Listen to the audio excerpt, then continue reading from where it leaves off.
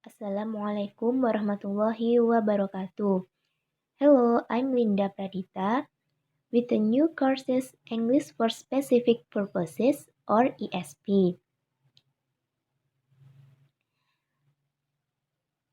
Now I speak about the ESP because many people do not know about these courses.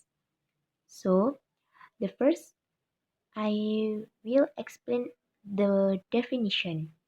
The first definition is focus on its communicative orientation. According Mohan, 1986, ESP is that area of English language teaching which focuses on preparing learners for chosen communicative environments. And another definition, according Hutchinson and Waters, 2002, ESP is as a branch of the tree of English language teaching or ELT, but the roots that nourish it are communication and learning. In here, ESP, the second definition, is a characteristic absolute or a course must have them. Do they advance in 2001? Argued the absolute characteristics of ESP are: Number 1, ESP is designed to meet the specific needs of the learners. Number 2, ESP makes use of the underlying methodology and activities of the specialism it serves. Number 3, it is centered not only on the language like grammar, lexis, register, but also the skills, discourses, and genres appropriate to those activities. ESP practitioners are also becoming increasingly involved in intercultural communication and the development of intercultural competence.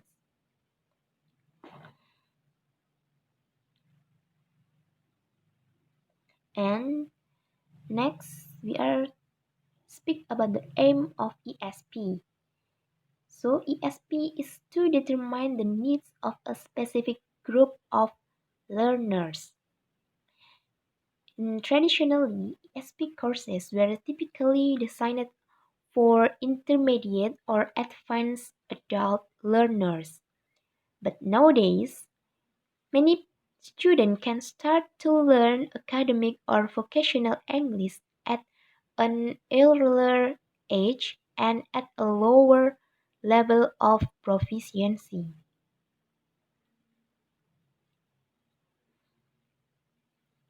ESP is often divided into English for academic purposes or EAP and English for occupational purposes or EOP.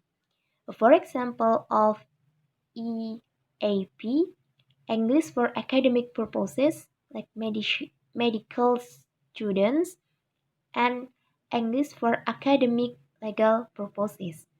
And for example of EOP, there are business English, professional English like doctors or lawyers, and then vocational English like English for tourism, English for nursing, English for aviation, and English for bricklaying. Now, the next point is, why is ESP important? ESP important because in here there are 3 points. The first, there has been an increase in vocational training and learning throughout the world. The second, with the spread of globalization has come the increasing use of English as the language of international communication. More and more people are using English in a growing number of occupational contexts. And the third, student, students are starting to learn and therefore master general English at a younger age and so move on to ESP at an earlier age. For example, the new ESOL for work qualification in the UK. In there are designed to help employers and employers access courses which offer them the functional language skills demanded across a variety of employment sectors. Content included topics such as customer care and healthy and safety. But some teachers are afraid of making the transition from teaching general English to teaching ESP. There is also the danger that the novice ESP teacher will only use materials that they feel comfortable with and will not stretch their learners.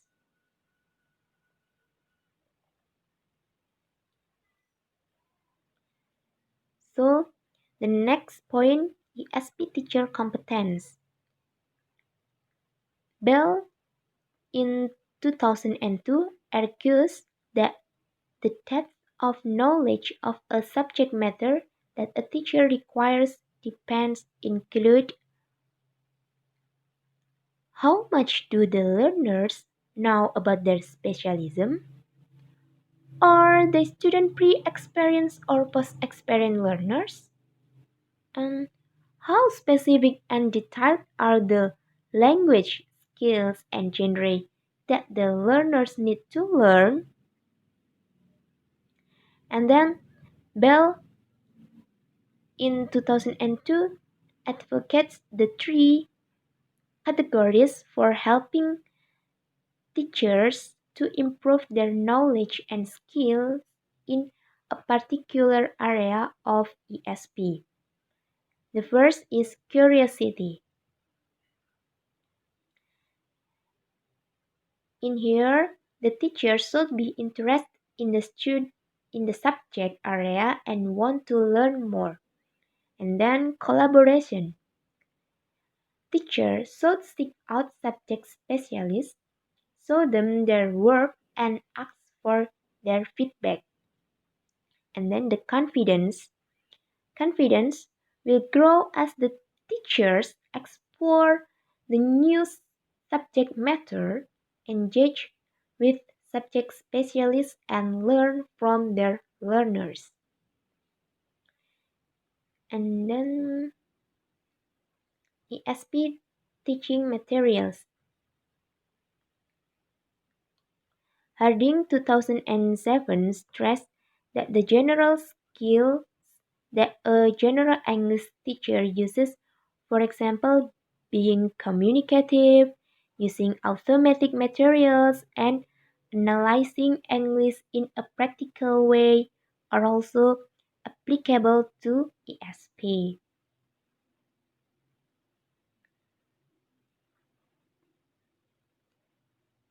So, he also suggests that teachers should think about what is needed and don't just follow an off-the-shelf course or course book.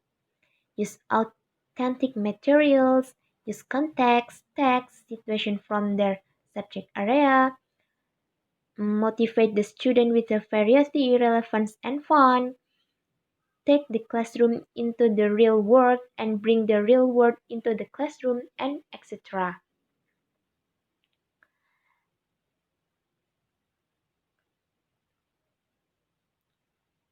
Okay, now in ESP are having many acronyms. This is some acronym like CLIL or Content and Language Integrated Learning, EAP English for Academic Purposes, EBP English for Business Purposes, ESAP English for Specific Academic Purposes, EGAP English for General Academic Purposes, EMP English for Medical Purposes, EOP or English for Occupational Purposes, and EPP English for Professional Purposes, EST English for Science and Technology, EVP English for Vocational Purposes, and the last EWP English for or in the workplace. So there are acronyms in ESP, but the function is many different in the one by one the acronyms. So the next we are to speak about the ESP and ESL. Here also the question, how is English for specific purposes or ESP different from English as a second language or ESL, also known as general English? So the answer, the most important difference lies in the learners and their purposes for learning English. ESP is a needs analysis that determines which language skills are most needed by the students, and the syllabus is designed accordingly. But in ESL, all four language skills, listening, reading, speaking, writing, are stressed equally. So in here, the most important difference is their purpose for learning English. So the purpose is a main difference in ESP and ESL. Now we are speak about ESP course at Technical Secondary Vocational School for construction and building trade students. In here, the meaning of ESP, it discusses the role of English as a trade and finance language globally and then further narrates the various steps that are being taken by various countries, governments to promote English for specific purposes programs for its workforce. They reflect that this government understands the importance of introducing ESP courses at secondary level so that their people can comfortably choose the vocational field of their own choice. And then now the characteristic of ESP in this point, ESP is to fulfill some particular requirement of the learner. ESP includes grammar, lexics, skills, and varieties of activities. And ESP can have some particular disciplines. ESP is mainly planned for intermediate or advanced students. ESP is planned for adult learners who can be at secondary level, also that is in a professional work situation, according Kristen Gatehouse in 2001. And then we speak about the major roles for an ESP practitioner.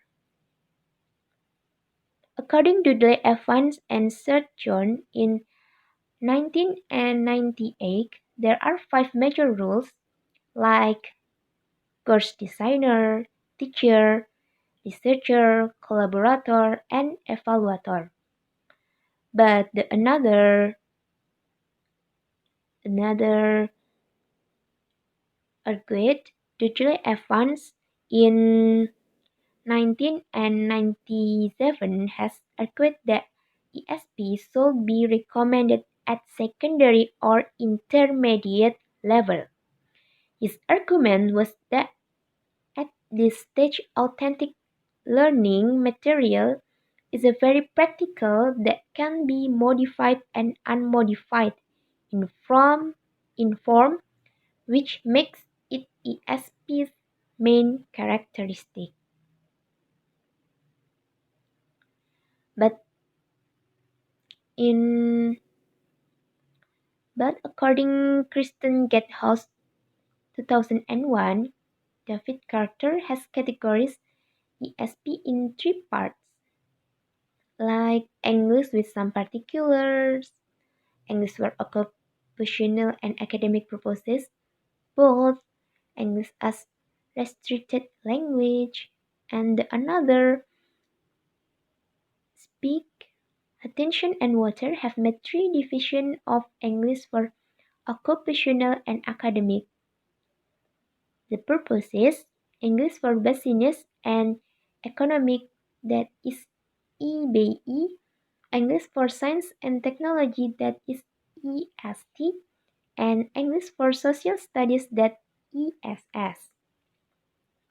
And then according to Carter 1983, ESP courses have three common features. Here Kristen Gathouse 2001. There are authentic materials, authentic material, purpose-related orientation, and self-direction. So the next point, we speak about the ESP vocabulary teaching at the Vocational Secondary School of Furniture Industry. In here, any question like how to teach English vocabulary for specific purposes or ESP at the Technical Secondary School of Furniture Industry? Yeah, in here, ESP, the teach of ESP to demonstrate teaching vocabulary in a dynamic form, in practical use, in the form of practical exercise to remember the new words actively. Another important aim of this work is to suggest how vocational teachers can enhance learning opportunities for students or apprentices with limited English proficiency in order to improve their English language skills as they master vocational content. And then, yeah, the motivation of vocational student. In here, the teaching should be based on friendly but demanding atmosphere with the appropriate space for games and talking.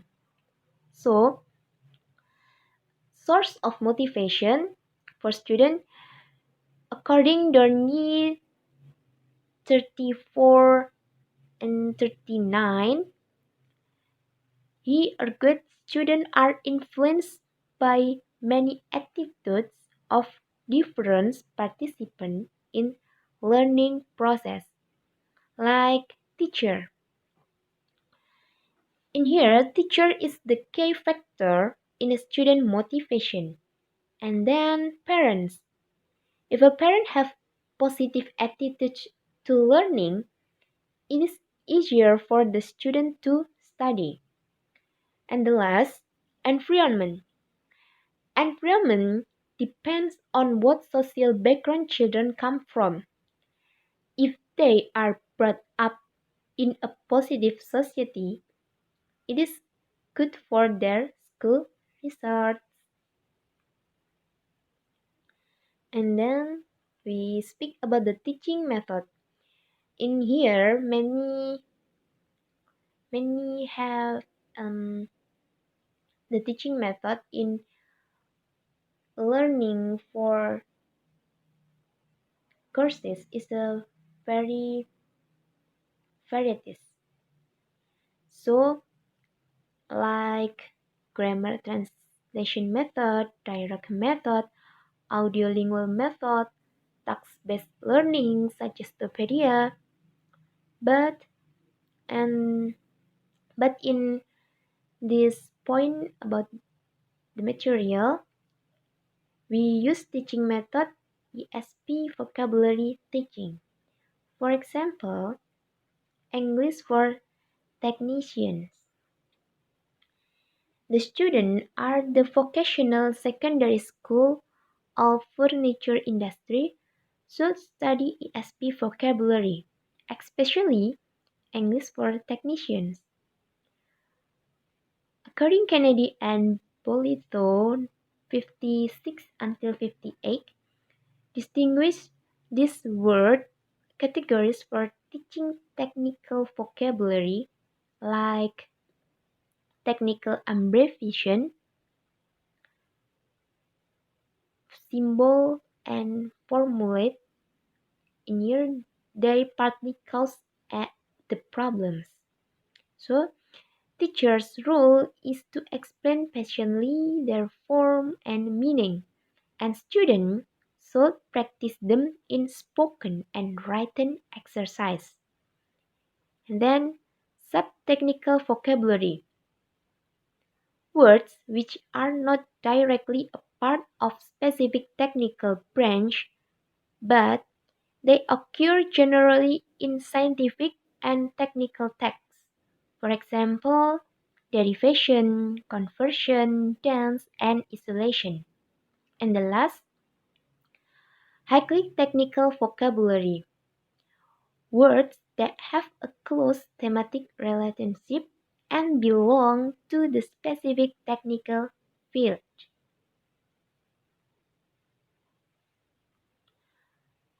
So, how selecting and presenting vocabulary? The initial step in teaching ESP vocabulary is to determine which words and special terms in effect to teach. Words like chair, table, sofa, and wardrobe are easily presented and explained because students can see or imagine the real things which the word represent. According to Kearns and Ritman, 73, there are some traditional methods and techniques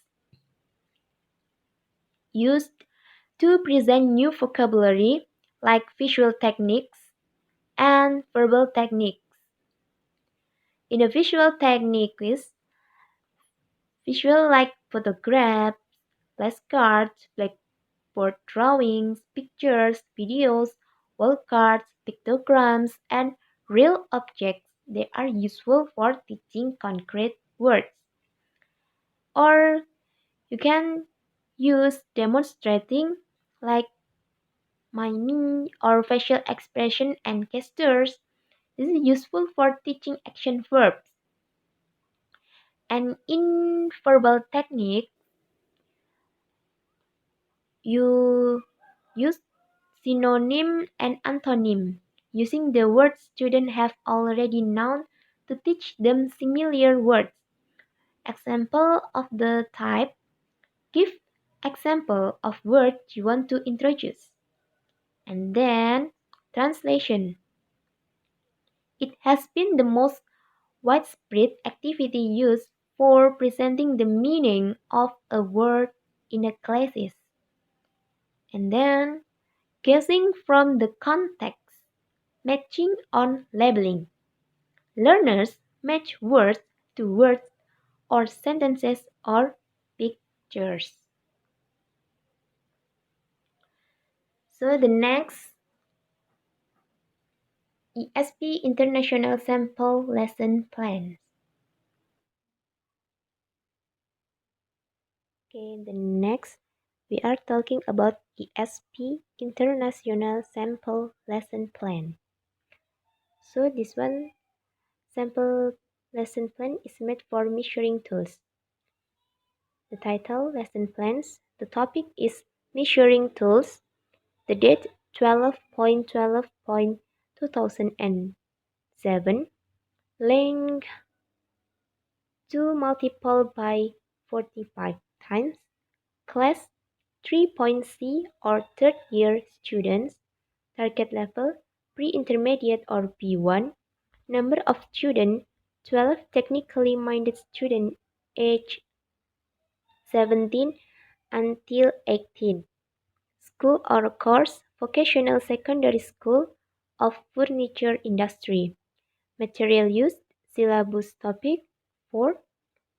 Whiteboard plus markers, folding rules, caliper, square, taper rule, bilingual and monolingual dictionaries, or, for example, Oxford Advanced Learners Dictionary of Current English.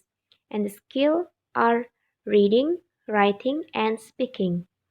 And the aims are to present and study new technical vocabulary, to introduce vocabulary in connection with the picture and reality or tapes, to practice the pronunciation of the new words and abbreviation, to practice the new vocabulary in your reading, writing, and speaking activities, and then to develop both ESP vocabulary and knowledge of measuring tools.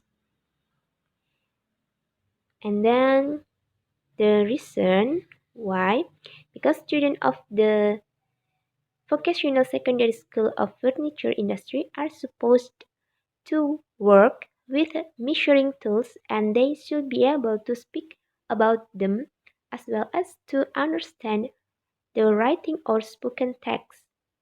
The assumption students know each other. Students are ready to share and cooperate. Students have some experience with measuring tools. Students have some experience with doing practical activities in a syllabus, matching, filling in the gaps, and labeling the pictures. Students are technically minded. Students should be encouraged by the topic which is known to them. Student knowledge of measuring devices and measures will be boosted through English vocabulary. And the next stage, stages and procedures. The first lesson 45 times. Stage 1 introduction. Time 2 minutes. Interaction between teacher and student. And the aim to show that has started to let students know what to expect and what is on the program. And the procedure, there are greeting, class register, missing students, cat topic, and signatures. In step 2, warming up. The time is 5 minutes. Interaction between teacher and student. And the aim to get student thinking about the topic, to revise general English vocabulary, to develop pronunciation and speaking skill, to present new vocabulary, to provoke asking question, getting information. And the materials, folding and tape rule, square, caliper, and marker. And the procedure, teacher shows the basic measuring tools brought in the class.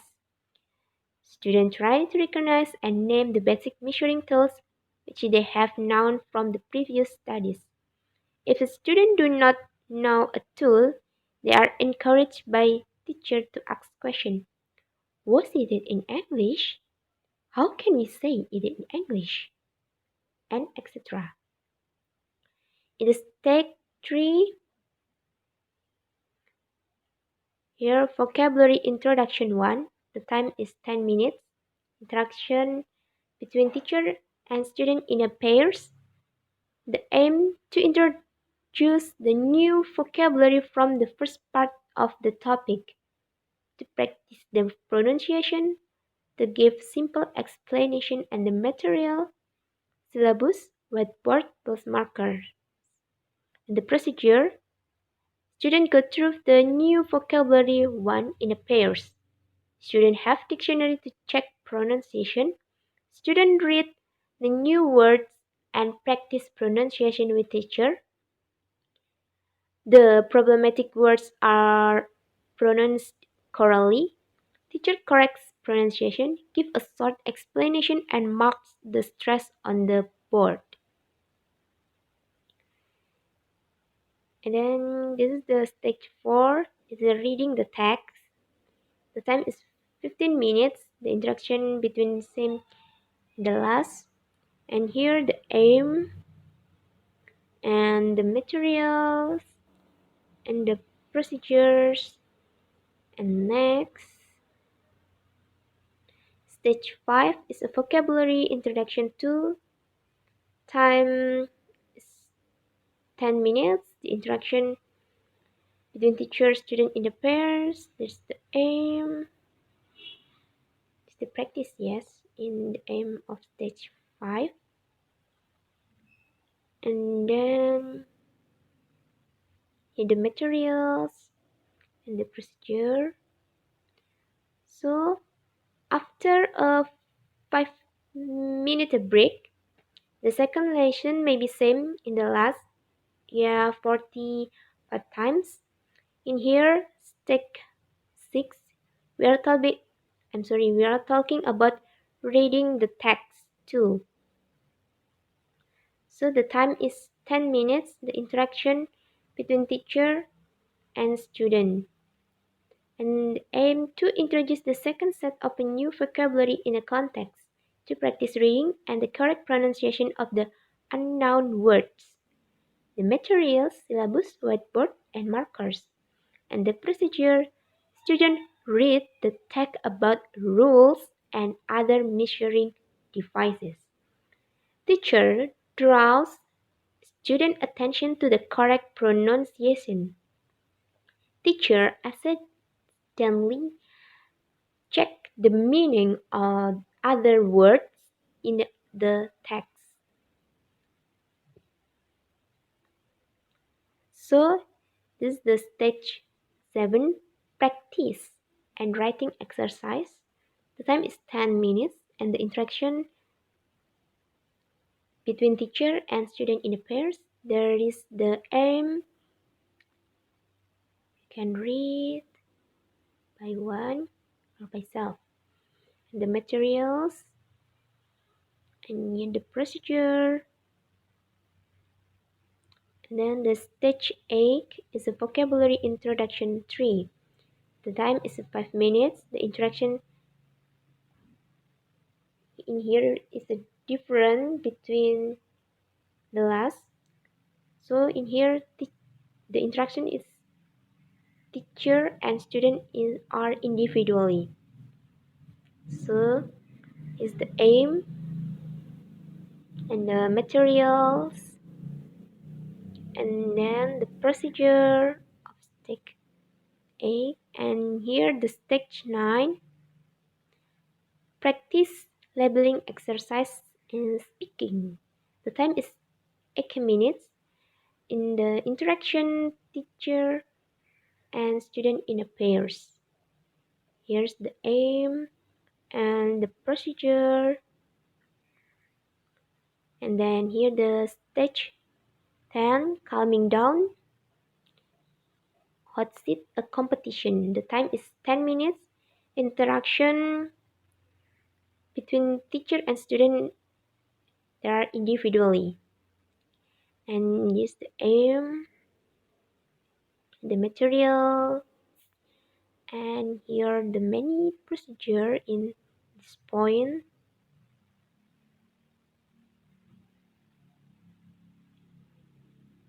And the last stage is stage 11, assessment. Start summary of the lesson and homework. The time is 2 minutes. The interaction with teacher. And then here is the aim, to sum up the lesson, to keep in student mind and to give students the opportunity to consolidate the new ESP vocabulary. The procedure, HW, describe 5 measuring tools you use the most of the school workshop. And the last point is conclusion. So this is the conclusion about the lesson plan.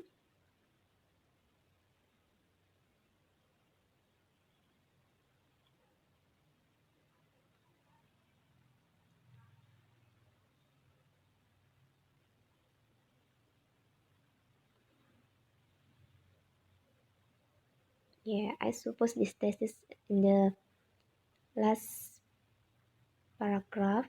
I suppose these tests might become useful for both teacher and student or apprentices, and above all, it will not be only the academic rock writing for bachelor student at university. Moreover, the practical part might be used not only at the vocational or technical secondary schools, but also by the student at technical universities. For example, Mendel University of Agriculture and Forestry in Brno, Faculty of Forestry and Wood Technology. Okay, thank you so much for your attention. I hope it's benefit for us. And the last I say, Wassalamualaikum warahmatullahi wabarakatuh.